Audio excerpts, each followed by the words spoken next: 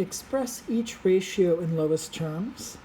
And here we have 3 examples, but these are different from the last ones because they have units. Let's take a look at how that affects things. First, we have 1 pint to 4 quarts.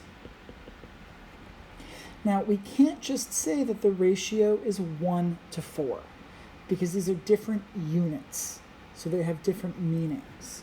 So what I'm going to do is I'm going to put these into a fraction, but with the labels, 1 pint and 4 quarts. And what we need to do is we need to use a conversion so that one of these quantities changes and both of them are written using the same unit. Now in this case, we know, or we can use Google to figure out, that a quart is equal to 2 pints. So 1 quart equals 2 pints. What that means is that these 4 quarts are going to be 8 pints, because to go from quarts to pints, you have to double. So we can rewrite this with the bottom being measured in pints as 8 pints instead of 4 quarts. It's just another way to write it. Now, once the numerator and denominator are expressed using the same units, we can drop the units because they are the same in the top and bottom. It's something they have in common. It's like a common factor we can get rid of. And then in this case, we're left with 1 over 8, or 1 to 8. This is our final answer. And what that means is that if you have 2 quantities, let's say of a liquid, you've got 1 pint versus 4 quarts, maybe it's a pint of milk versus 4 quarts of milk, this ratio tells you that the 4 quarts of milk is 8 times as big as the 1 pint. The ratio here is 1 to 8, so that second quantity is 8 times as large. And you would have never gotten that without changing the units. If you just look at 1 and 4, there's no way to get to the ratio 1 to 8. We really need to be looking at the same units here. That's what's different about these problems.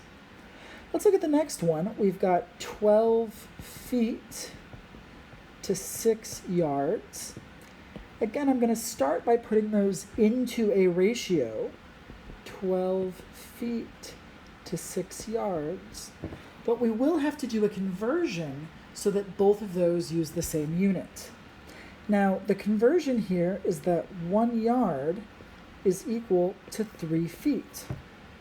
So we can use that to convert the 6 yards in the denominator to a number of feet.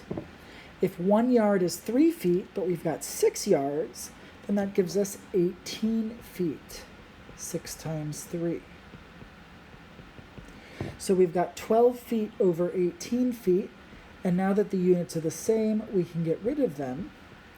This ratio is 12 to 18, which we know we can reduce by a factor of 6, giving us 2 to 3.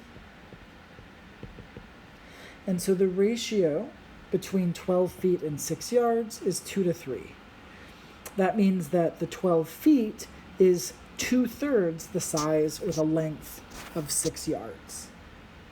This is helpful when we are comparing the lengths of two things that are measured using different units. All right, we've got one more. We've got $3 to 75 cents. And we need to convert one of these to the other. I'm going to start by writing out the ratio. $3 to 75 cents.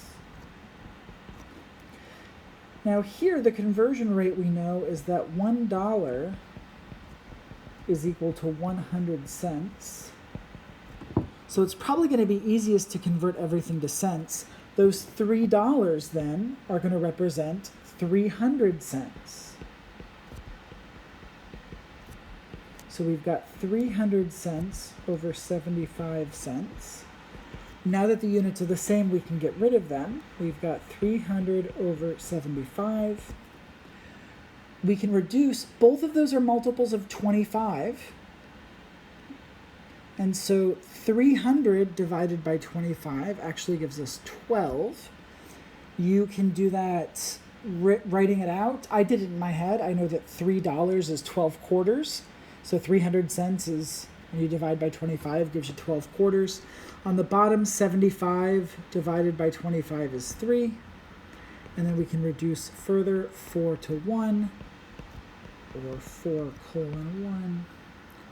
So the ratio of $3 to 75 cents is 4 to 1, which means someone who has $3 has 4 times as much money as someone who has 75 cents.